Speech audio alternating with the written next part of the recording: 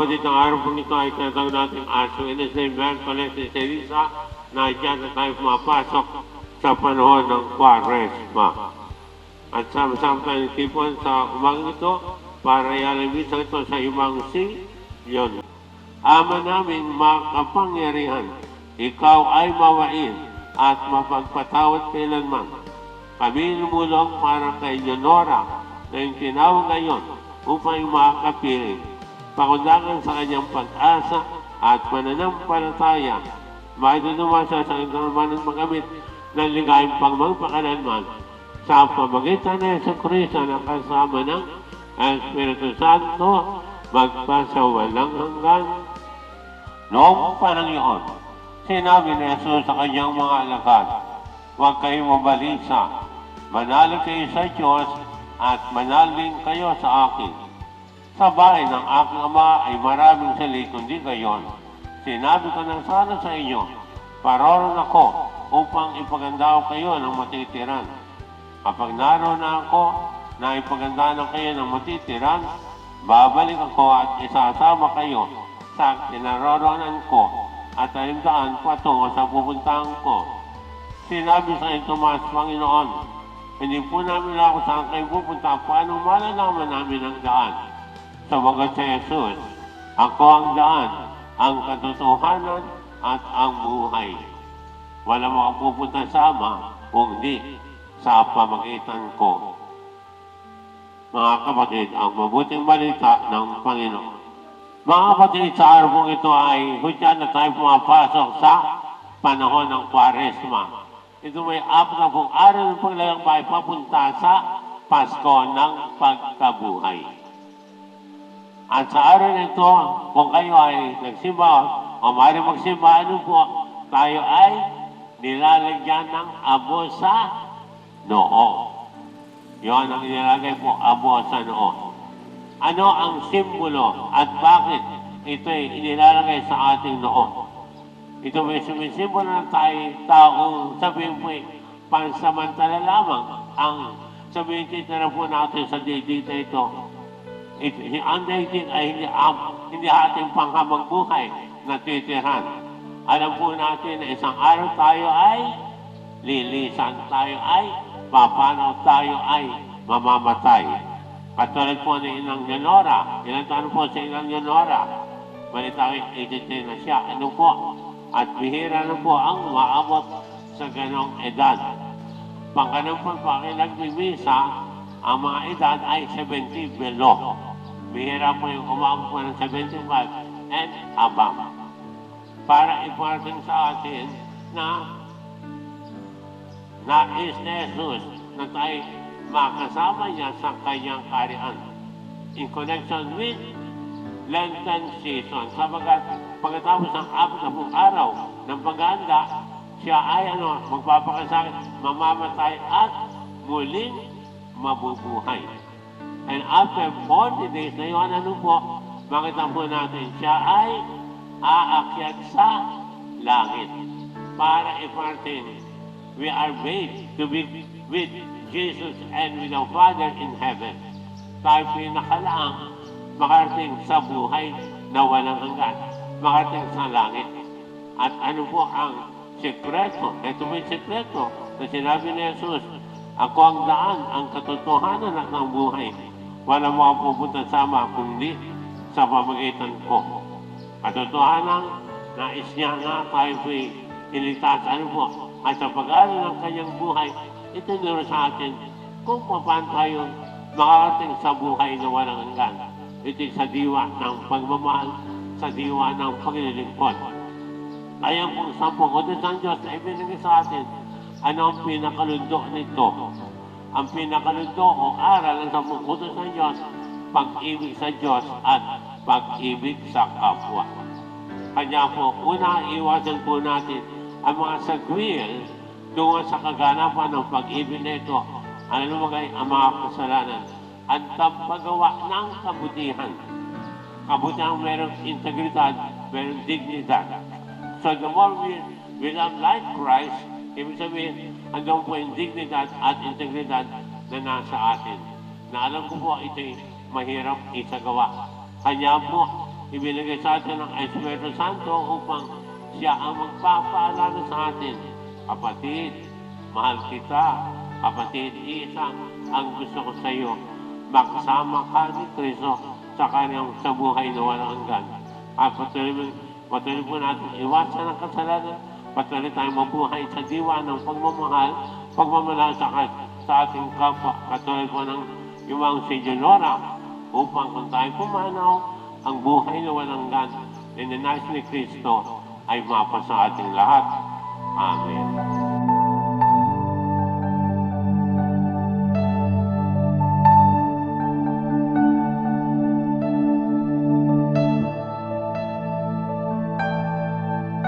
Ama naming banal, ikaw ang mukha ng tanang kabanalan, kaya sa pamagitan ng iyong Espiritu, ganong banal ang mga kaloob na ito, upang para sa amin ay maging katawan at dugo ng aming Panginoong Jesucristo. Bago niya, pinagtiisang pusang lood na maging handog, inawag kanya ang tinapay, pinasalamatan kanya, pinaghati-hati niya yun, inabot sa kanyang mga lagad at sinabi, tanggapin ninyong narito at kanin ng aking katawan na handog para sa inyo.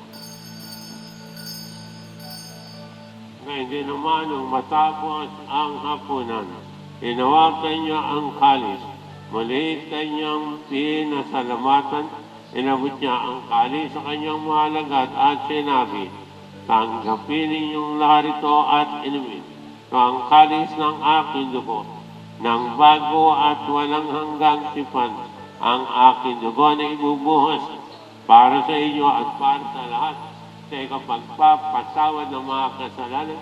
Gawin ito sa pag-alala sa akin.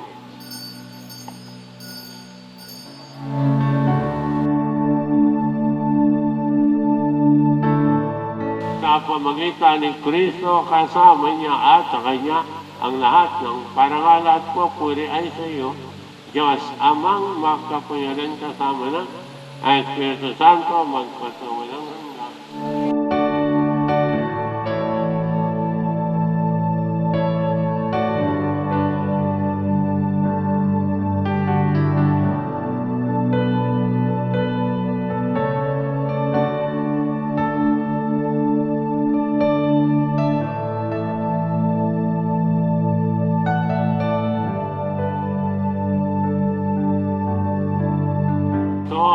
Kordarong Diyos na nag-aalis sa kasalanan ng sanlibutan.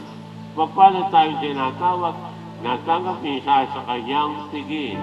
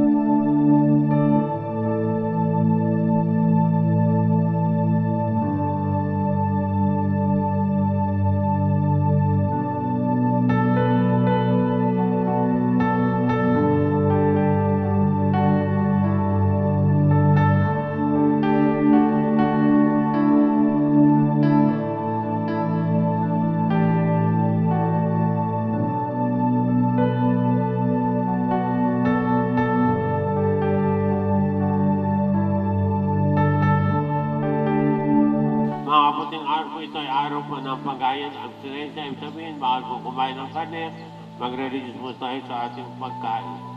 Manalangin tayo. Ama namin pagmahal ng saan po ba ang pagsasaro sa banal na piging. Ibang namang si Jonora ay mga pangirapang sabang ni Kristo sa kabilang buhay. Sa pamagitan ng kasama ng Espiritu Santo, magpasawa. Mga kapatid, bago po natin siya yung mga si Jonora, pangalan natin siya nung huling pamalam, pagkain natin ang ating pumahal sa Kanya, tagam natin mahal sa kalooban ng Kanyang pagpanaw, umasa tayo mag-igit-agitang muli. Sa piling Diyos na niwala ng Diyos ang kalungkutan at kamatayan, kundi mamilubas sa likas buhay na walang hanggan. Mga anghel, mga banal, kanang nasa kalitan-alay kayo samahan. si Kristo mag-aakay sa kanwa ni Abraham upang doon ay himimlay sa ilan hanggang kapayapaan kailanman pagamitan may kapal. Ama na ang pagmahal na bilhin namin sa iyo si Leonora na pumanaw sa buhay na ito. Huwag mo siyang bumabayan, pamiligin mo siyang buhay sa iyong piling. Alang-alang siyang awat pag-ibig, patawain na kay mga pagkakang pagkakasala dala ng kanyang kahinaan. Manatili mo sa manigan sa iyong kasama niyong anak at ng Espiritu Santo magpasawalang hanggan. Paalam sa iyo, kapatid ng mga nasapin ka ng pamaykapan, ubalan Diyos mo ninyo sa ngalan ng Ama, ng Anak at ng Espiritu Santo, sa paraiso magigitang muli tayo, samahan naman kayo ng mga santo kahit may nauna, dahil magsasabi sa amin tayo mga sa pila ng Diyos. Ama, Amen.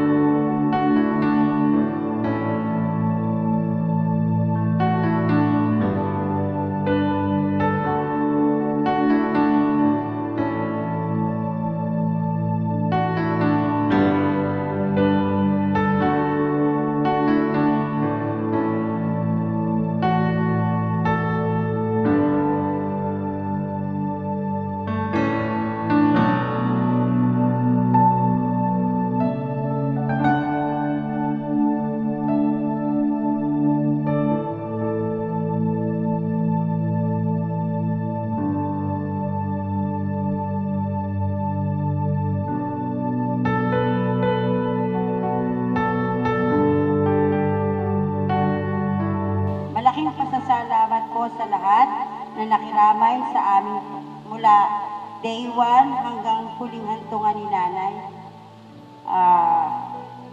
Gusto ko pong pasalamatan unang-una ang aking mga pinsan sa kanilang kabutihan at walang sawang pagtulong.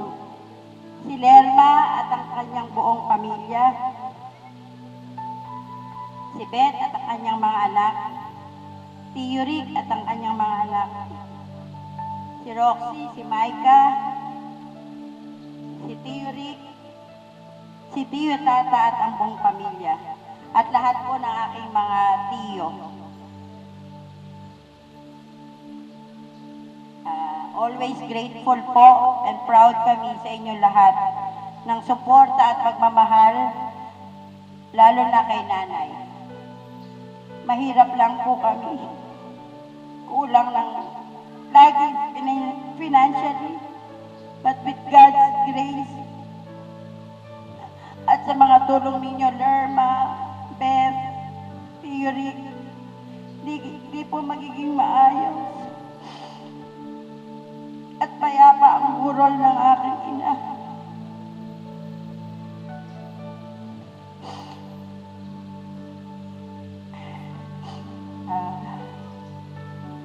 Alam ko ginagawa niyo to para sa kanya, kaya maraming pong salamat. Walang hanggang pasasalamat po sa inyong lahat. Ganon din, alam ko pinaabot ni Nanay yung kanyang pagmamahal at pasasalamat sa inyong lahat. Sabi nga niya, wala siyang kinakampihan. Mahal na mahal niya kayo lahat.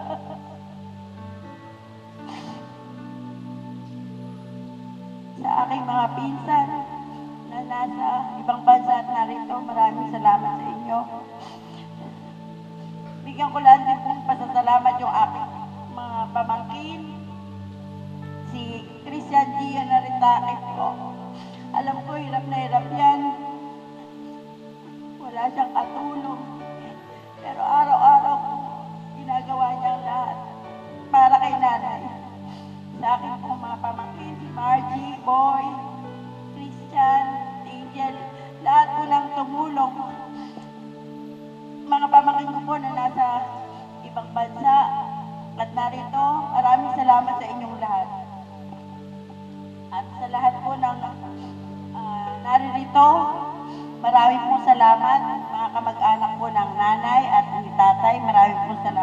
inyo.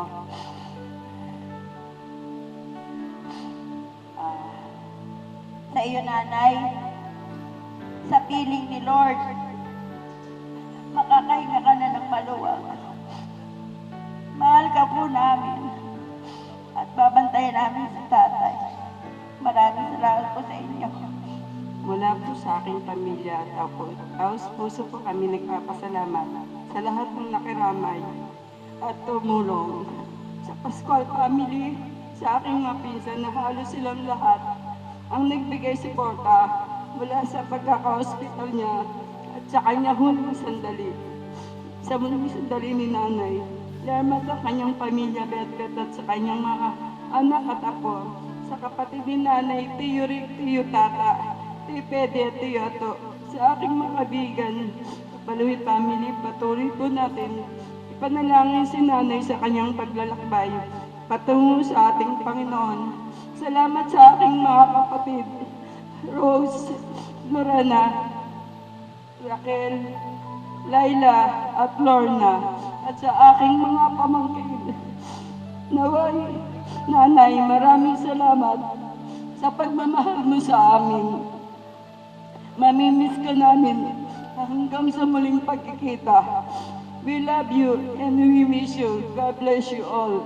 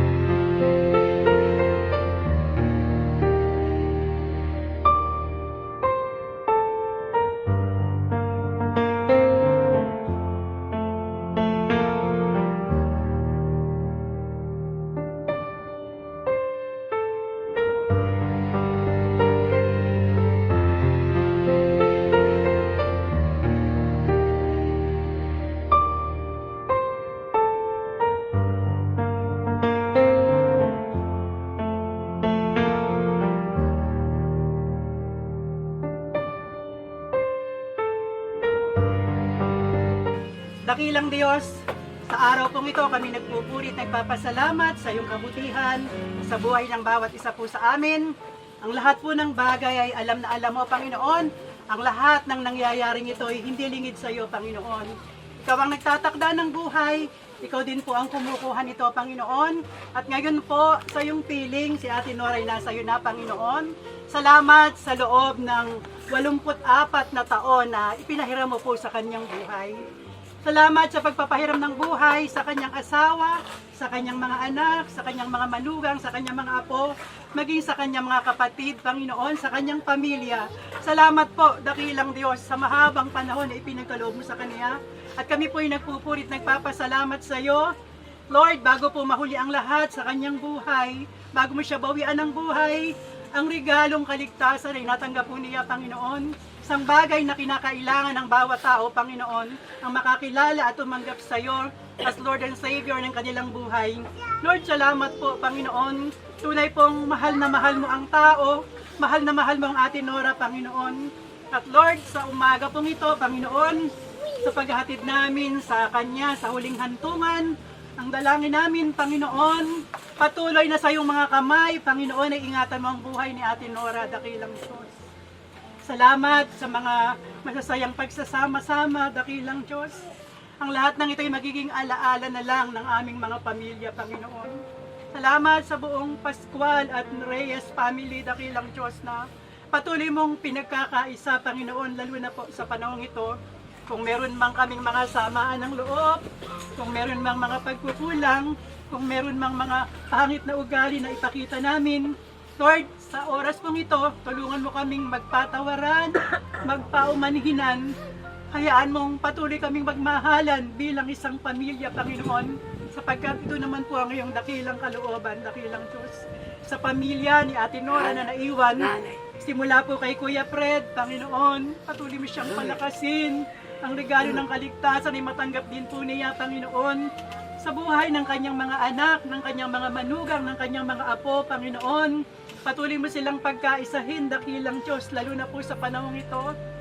Hayaan mong lalo silang magtiwala sa iyo. Ikaw po na Diyos na merong magagawa sa kanilang buhay. Patuloy mong bigkisin sila ng isang pag-ibig na nagmumula sa iyo. Salamat sa lahat ng narito ngayon, Panginoon. Salamat sa lahat ng nag-abot ng kamay, tumulong, financially, Panginoon, physically, ibinigay ang kanilang sarili para tulungan kami, Panginoon, hanggang sa makaraos, Panginoon. Hallelujah sa kamatayan po ni Ate Nora. Salamat sa mga pamilyang tumulong, Panginoon, sa mga kamag-anak namin na nasa ibang bansa, Panginoon. Lord, salamat sa kanilang buhay. Di man namin sila kayang isa-isahin, di man namin sila kayang gantihan, pero alam po namin, ikaw na Diyos na buhay, kaya mong i-bless ang kanilang buhay.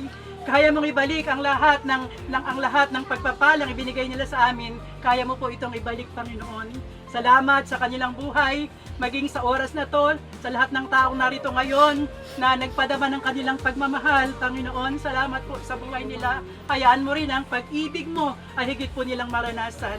At muli po, Panginoon, ang buhay ni Ate Nora, sa iyo namin siya ipinagkakatiwala, Panginoon. Simula dyan sa kalangitan, alam ko pong ikaw ay nakatunghay sa aming kalagitnaan sa oras pong ito, Panginoon. At ang buhay niya ay pinagkakatiwala po namin sa iyo. At binabalik po namin sa iyo lahat ng papuri, lahat po ng pasasalamat, at lahat po ng pagdakila. Sa pangalan po ng ating Panginoong Hesus, ang lahat po ay magsabi ng Amen and Amen.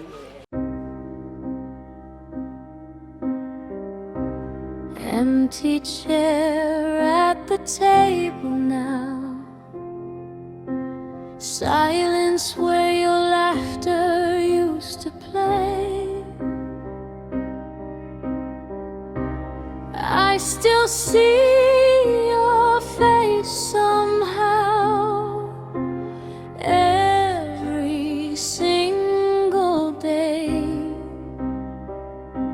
A little breeze blows by. I feel you near me. Mama, mama, mama, you're a whisper on the wind. Mama, mama, mama, where do I begin? That old recipe book still open wide. Your handwriting a comfort to my soul. I try to follow every guide, but it just doesn't feel whole. Mama, mama, mama,